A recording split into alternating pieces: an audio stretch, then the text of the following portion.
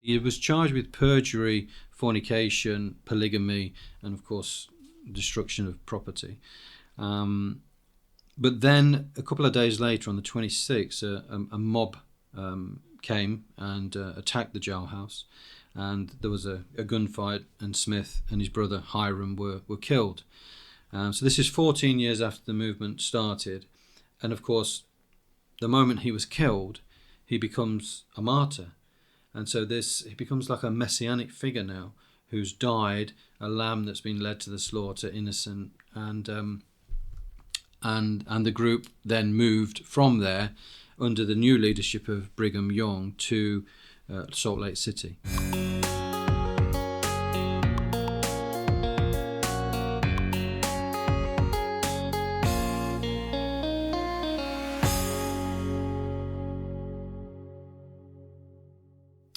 Well, welcome, Reverend Jason Wright, and thank you very much for meeting with me today to talk about the Church of Jesus Christ of the Latter-day Saints, more commonly known as the Mormons. Now, we met together a couple of months ago to talk about the Jehovah's Witnesses, and you yourself have a Jehovah's Witness background.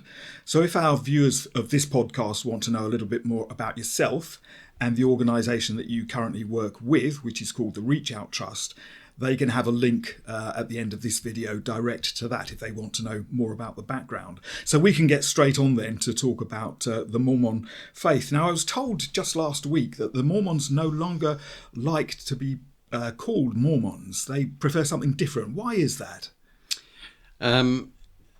Rebranding. So there's this view that Christian is a preferred term, which makes them more mainstream. Mormon was a few years back how they wanted to be known, but it is really, they want to be known as the Church of Latter-day Saints, the LDS, and Christian, and there's other groups doing similar. So as you said, it's about a change in perspective perhaps, and more mainstreaming of the Mormons. We'll continue to call them Mormons for tonight though. Okay, so my first question then to you, Jason, is can you give me a quick potted history of Joseph Smith, who is the founder of Mormonism? Yeah, I shall do my best.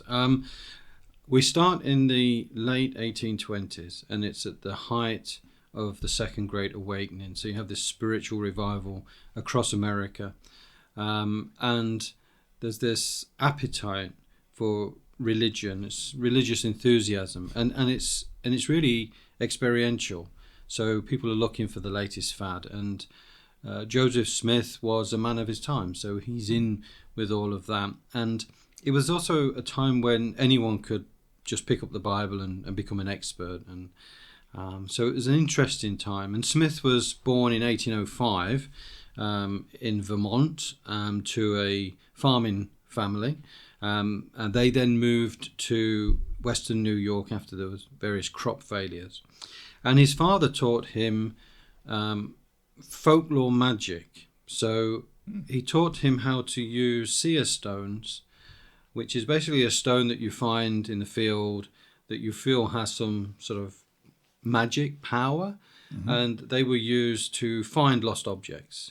So in folklore magic, you could go and find somebody's lost necklace or in a field, and it would lead you to where the object was. So they're also called peep stones. And so Joseph became known as Joseph the Glass Looker, or Joseph the Diviner, and obviously later he became Joseph the Prophet. Although in 1826 he was found guilty of being an imposter, and when you go through his life, which he died at 39, there's at least 30 criminal actions against him. So I want to focus on Joseph Smith as the character before we move into Mormon theology. He gets married in 1827 while on one of these digging jobs to Emma Hale, and it's later, after he's published the Book of Mormon, which was published in 1830, that he sort of looks back and claims that he had encounters or visions. And the first vision he claimed happened when he was 14. And he claims he was reading the book of James, where in James 1:15 it says, "If any of you lack wisdom, let him ask God." So he asked God the question, which church should I join? Okay. And after that, he felt led to go into the local woods, and off he went. And there he claims he met two personages. He said he met God the Father and Jesus Christ, which we won't get into, but there's an issue immediately theologically there. And these two persons told him that the Christian churches were all wrong, that there was an apostasy in the first century, and that they had chosen him, Joseph, to restore the true church. That was when he was 14. When he was 17, he claims that he was then visited by the angel Moroni. And this angel, I'll read it because it will be easier. Moroni explained that he was the son of the prophet Mormon, who had compiled a history of the American peoples, written on golden tablets in a reformed Egyptian language. And Moroni had buried these plates when a man, and had now returned to earth as an angel, informing Smith he had been chosen to locate the missing plates and then to translate the record on these plates. So the story goes that in 1827, he's now aged 21, the angel Moroni appears again and directs him to Manchester, New York, to a hill where he claims to have discovered this stone box, and in it are the golden plates, along with seer spectacles. So a pair of spectacles attached to a jacket that you put on, and through the spectacles you can translate the Egyptian Reform text. Wow. Okay. So everything he needs to get started on this translation. He has a friend called Martin Harris who helps him, and he's a local farmer, but also he becomes the funder of the printing of the first edition of the Book of Mormon. So he uses these spectacles, and he produces 116 pages. And then Harris takes this manuscript home, and he claims to have lost the manuscript. The story goes that his wife actually burnt the manuscript because his wife was very unhappy that he was involved with Smith, thought he was a charlatan. And the story goes that she said, well, if he's a prophet, he can just replicate them. But he never did. And the story goes that Moroni was not happy about this, and the plates were taken back. And then Moroni reappears in September 1828 and gives them back, but this time they have a new translator, Oliver Cowdery, who's a local school teacher, and he helps translate. Now, by this time they've lost the seer spectacles, so he goes back to using his peepstone. So what he does is he puts his magic peepstone into a hat, and then he puts his face into the hat, and then as he closes his eyes and it becomes dark, it then becomes light, and he sees each letter on the plate transform into an English letter, and that's how he claims he translated all of the text, and from it we get the Book of Mormon. Okay. It all sounds quite, frankly, bizarre, but you carry on. It is indeed. So in 1830, the manuscript is completed, and Harris, he mortgages his whole farm in order to raise the funds to have it printed, which is equivalent today of about $110,000 he invested in that first printing.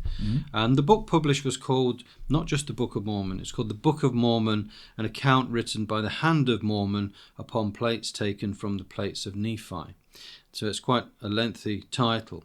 But the whole book is about the alleged descendants of the Israelites who came from the Middle East to the Americas before the time of Christ. So it spans a history of 600 BC to about 400 AD. And the story also includes a group called the Jaredites, who are supposed to have left the Tower of Babel and gone to the Americas. Also Jews that had left. One guy in particular, Nephi, who is the head of the Nephites, and this Jewish group fights another Jewish group called the Lamanites, and eventually the Nephites become victorious. So that's a sort of story, and then in there's elements of Jesus Christ and so forth. But it seems to raise more questions actually that it answers as a story. Yeah. And you've used that word several times, and I think advisedly, probably. Yeah.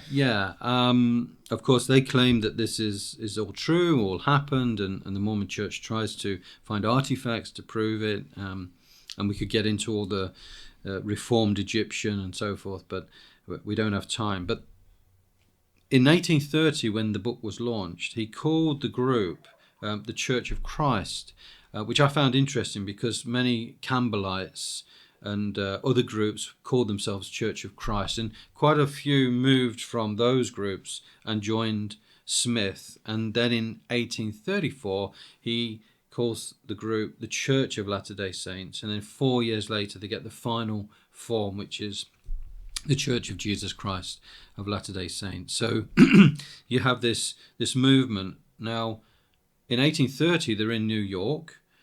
He claims he had a revelation from God where he had to go to Ohio. So they all go to Ohio in Kirkland. Mm-hmm. In Kirkland, he sets up a bank, and he gets his followers to invest in the bank, and thousands of dollars go into this bank. In 1835, he then publishes what's called Doctrines and Covenants. So these are the revelations of Joseph Smith. 1837, he gets accused of conspiring to have somebody murdered, which leads him to get arrested and then released on bond, which in today's money is about $13,000, the bond. So where he got that money from, I'm not sure, because he wasn't working. And then in that same year, the bank failed. And because it failed and people lost a lot of money, he was charged with banking fraud, and then he fled to Missouri. And of course, each state you could escape to the next state. Like a different country. Exactly. So he ends up in Missouri, Independence, with a lot of followers, and then tensions roused there. What in Mormon mythology is known as the Mormon War. There wasn't a war, but there was tension. And the Missouri governor orders what's called the extermination order. Sounds a bit genocidal, but it was just to get the Mormons out of the state. And so they were expelled from Missouri. Before he went, Smith decided that he would raise a vigilante group of armed militia, and they stormed the house of Adam Black, who was the Justice of Peace. They blamed him for stirring up tensions, and again he was arrested, and again he was released on bond, which was another $13,000 to get him out. And then they fled to Illinois, to Nauvoo, and this is where he claimed they were going to build the New Jerusalem. And by this time, 1839, he had a very large following, so much so that when it came to elections for mayor, he got into office and he became mayor of Nauvoo. But there were dissident Mormons who were not happy with Smith, and they had a newspaper that exposed him in the town. And in June of 1844, as mayor, he decided to order the destruction of that printing press, and his followers then burnt the premises to the ground, which again created tension. And the governor of Illinois demanded that he hand himself over to authorities in Carthage because of what had happened. He actually put Nauvoo as mayor under martial law and raised a militia army as well. So, sorry, Smith did. Smith did, yeah, right, okay. yeah. So tensions rose, and eventually, a couple of weeks later, he handed himself over in 1844, in June the 24th. When he was in prison, somehow weapons were smuggled into him. So he was in there with his brother. He was charged with perjury, fornication, polygamy, and of course destruction of property. But then a couple of days later, on the 26th, a mob came and attacked the jailhouse, and there was a gunfight, and Smith and his brother Hiram were killed. So this is 14 years after the movement started. And of course, the moment he was killed, he becomes a martyr. And so he becomes like a messianic figure now, who's died, a lamb that's been led to the slaughter, innocent. And the group then moved from there under the new leadership of Brigham Young to Salt Lake City. And that brings in the new name of Brigham Young. That's right. Okay. So second president then takes them, they leave Nauvoo and go to Salt Lake. And he becomes governor in 1850, but only after he says that they will drop polygamy. So you're quite right in a sense to focus upon the man, because I suppose as Christians we would say, well, we focus upon Jesus, the Lord, and we look at the quality of his life and what he stood for and what he died for and what he rose to, versus this man who effectively, I think we would say, invented a religion. Yes, I believe so, yes. Okay, I think that's been a very good opening explanation of where Mormonism came from. So I think we'll meet again and unpack this a little bit more. But Jason, thank you very much for this introduction to Mormonism. Problem. Thank you.